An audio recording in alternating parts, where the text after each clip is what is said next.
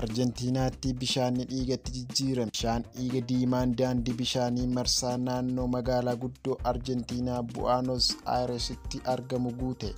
Jimaata darbe suuraan miidiyaa hawaasaa irratti yeroo naannoon naasuu guddaa kaase. Naannoon kun warshaaleen gogaa fi industirii biroo keemikaala fayyadamuun gogaa bineensotaa garaagaraatti kan hojjetan yoo ta'u, baanqota isaa keessaa gar-tokkoon garuu manneen hedduu fi kuufamni ikoloojii jira. Suuraalee fi suuraan keemikaal industirii gara suruura Saaraandii Istiriim kan gara laga Pileet Riiver qarqara kibba magaalattiitti yaabatamuun isaa sodaa kaase. Qondaaltonni bulchiinsa magaalaa Laandaan magaalaa guddoo Arjentiinaa irraa gara kibbaatti gara kiiloomeetira 15 fagaattee argamtu. Annaanii wanti summii qorichaa fi halluu keessatti fayyadamu jiraachuun shakkuun isaanii himanii. Jiraattuun naannoo sanaa yaada kenniteen ganama fooliin cimaan hirribaa nu kaase.